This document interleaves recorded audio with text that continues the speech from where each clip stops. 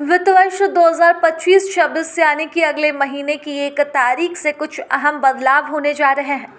इसमें कई नियामकीय और प्रमुख वित्तीय बदलाव भी होंगे, जिसमें यूपीएस, एमएसएमई और आयकर स्लैब की सीमा में इजाफा करने समेत कई ऐसी चीज़ें शामिल हैं जिससे सामाजिक सुरक्षा बढ़ेगी और देश में खपत को रफ्तार मिलेगी।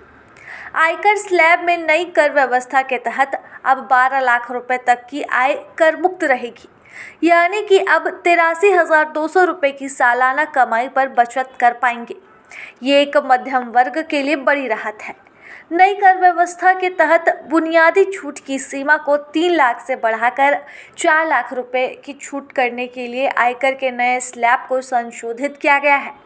इसके साथ ही मिडिल क्लास को राहत देने के लिए धारा 87A के अंतर्गत छूट के दायरे को पहले की तुलना में बढ़ाया गया है।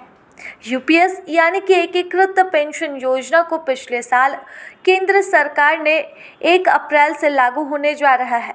इसमें यह प्रावधान है कि 25 साल की सेवा के बाद रिटायर होने वाले के लिए रिटायरमेंट के पहले 12 महीने औसत सैलरी के आधे के बराबर पेंशन होगी।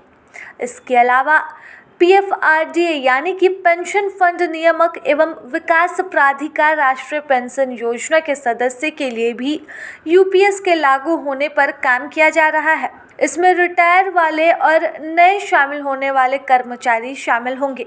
साथ ही जिन लोगों के जीवन साथी नहीं है वे भी इसके लिए पात्र होंगे। हालांकि इसे लेकर एक असमंजस की स्थिति ऐसा भी है कि ऐसा मुमकिन है कि शुरुआत में ये योजना सिर्फ केंद्र सरकार के कर्मचारियों के लिए बेहतर हो, क्योंकि दिल्ली, महाराष्ट्र, मध्य प्रदेश, ओडिशा समेत कुछ राज्य इसमें दिलचस्पी दिखा रहे हैं।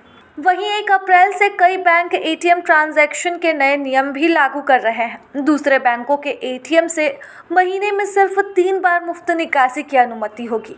1 मई से अतिरिक्त निकासी पर 2 रुपये प्रति ट्रांजैक्शन अतिरिक्त शुल्क देना होगा।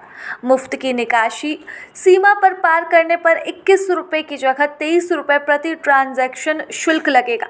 वहीं 1 अप्रैल से बैंकिंग टैक्स फाइनेंशियल प्लानिंग को भी सीधे प्रभावित होगा। बैंकिंग फ्रॉड से बचाव के लिए नए चेक वेरिफिकेशन नियम लागू होंगे। एटीएम ट्रांजैक्शन की सीमा घटने से कैश निकासी की योजना बनानी होगी, तो वहीं वरिष्ठ नागरिकों और मकान मालिकों को टीडीएस में भी राहत मिलेगी। रुपे डेबिट कार्ड के नए फीचर से यात्रियों और डिजिटल पेमेंट यूजर्स को भी फायदा होगा। प्रभातखबर.com, विश्वास वही, रफ्तार नहीं।